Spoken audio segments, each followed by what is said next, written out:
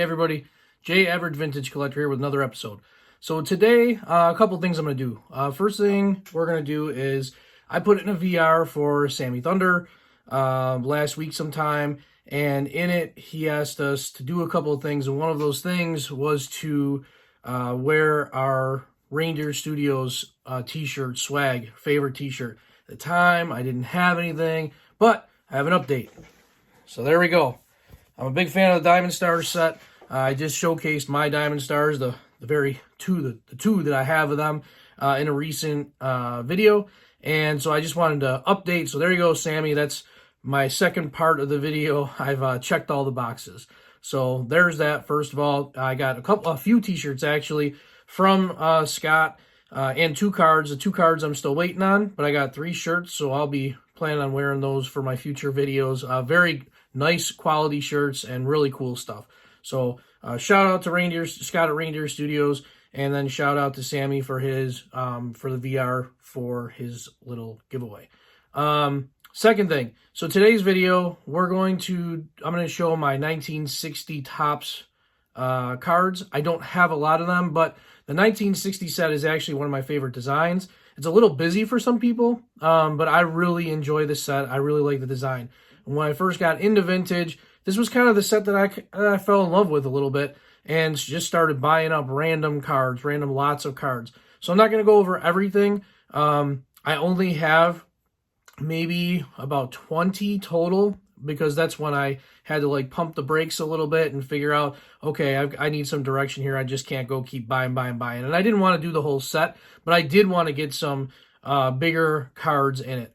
This was also my first venture into buying raw and then sending in for grading, and then realizing that I don't have the grader's eye. So I'll show you some of the results that I got on the cards that I did send in.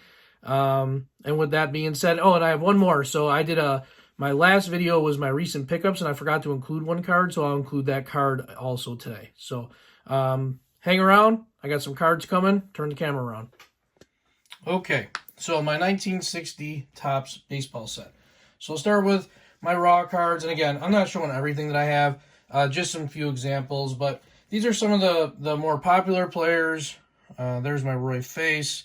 Roy Face, famous forkball pitcher for the Pirates, many years as Pirates.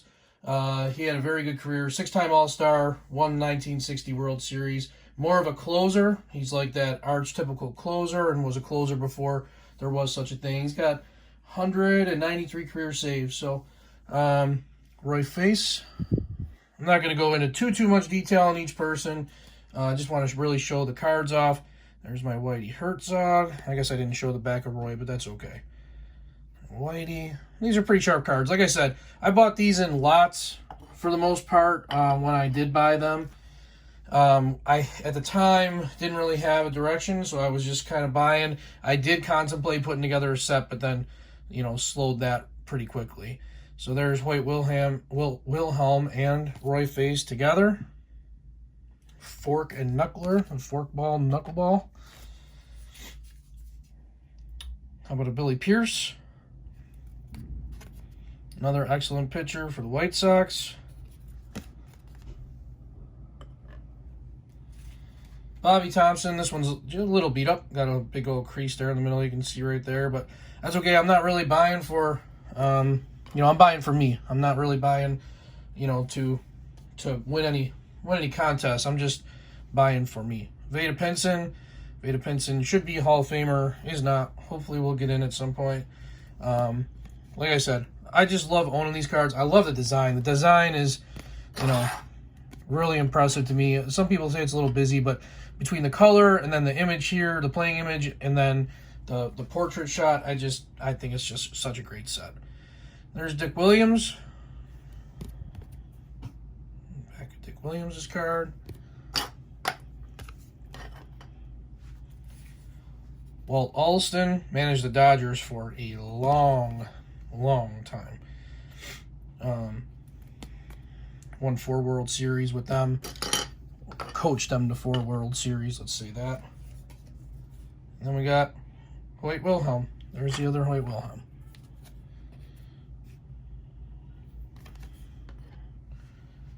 All right. Gotta take a time out for 2 seconds. All right, I'm back. So that was my raw cards that are just in a binder as part of the set. Those are the ones I want to showcase, and I've got a bunch of others coming, so let me get these out of the way and we'll start the next round of cards. Okay.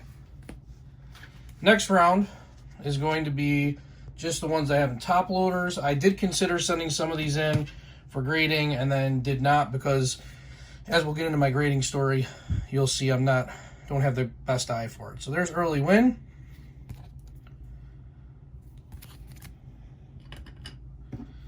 And then my guy, there's Brooks Robinson. I am putting together his player run.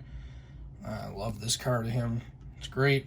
I've been trying to get the player run cards graded. I do, I don't look for graded cards normally, but there are certain cards I do want graded. I know there's a big to-do about grading. To grade, not to grade. Some people are sick of hearing about grading, so I'm not trying to get too much into detail on that. But Brooks Robinson, there's Nellie Fox.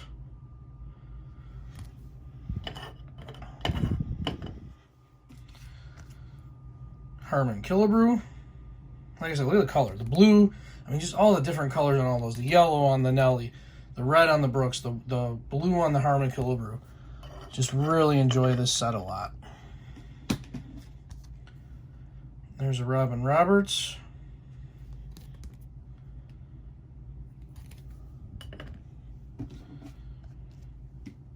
Followed up by Richie Ashburn.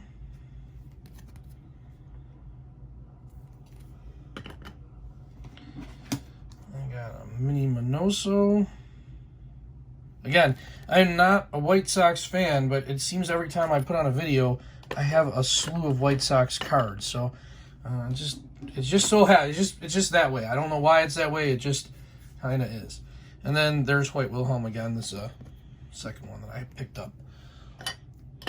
So, lost my light. All right, so there's those. The last ones I'm going to do are actually cards that I picked up raw, -1, that I picked up raw and sent in for grading. I wanted to give that a shot. It didn't really work out for me too well, but that's okay. So now these days I'd rather just buy what I want graded and go from there. So everyone's seen this one. Well, if you watched my videos before, you've seen this one. I just showcased this one for my Black History Month video. Again, prices are just what's on there. I did not pay that for that card. So there's Kurt Flood. Numbers don't really mean too much to me, but if anyone is watching and cares, that's a 5. Let's see.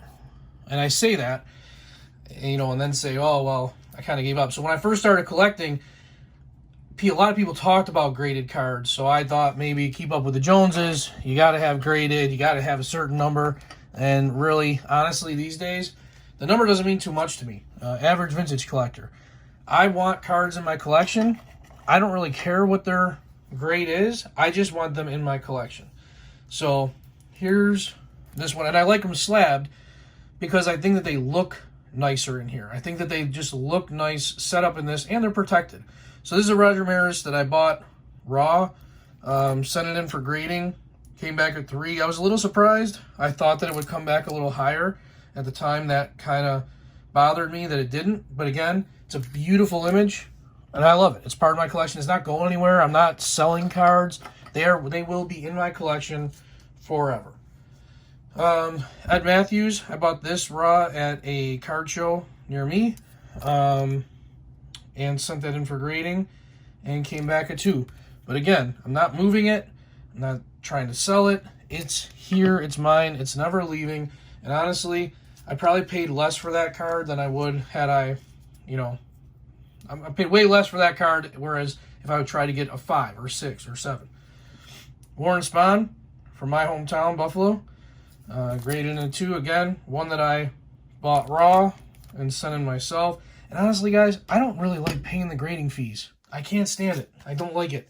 So I try not to do it very often. I'm not doing it at all anymore, in fact. And then the last one is this Orlando Cepeda. Bought this raw as well and sent it in. Came back as a 3. So those are all my graded cards. Those are all my 1960 cards. Now, I did say I wanted to show one more card because I forgot to show it for my recent pickups. And this is kind of an oddball thing, and since we're doing the Sammy Thunder VR catch-up video, adding, my shirt, I'm also going to add this because this is an oddball type of thing. So this is, I forget the year, but this is a Topps, 1997. 1997 Topps screenplay card. So there's a tin with Kenny Lofton on it. All right, there's the back. That's kind of what it looks like. I won this in a contest. Now, if you open it up, okay, inside, there's this topper thing type here, okay, just like this. Gives a little bit of something about Kenny Lofton there. And then the card itself is kind of cool. It is this, see that? It's him, stealing a base, most likely. It's Kenny Lofton. We all know he liked to steal. Isn't that cool? That is a cool freaking card. So that is something that I kind of wanted to show, and there's just the back, but front, really cool card. And you talk about maybe a little bit of oddball or non-mainstream, whatever you want to call it, that definitely checks that box. So thank you, everybody, for watching. I hope you enjoyed the video. If you enjoyed the video, please like it and check me out next time. Just an average guy collecting average cards. See ya.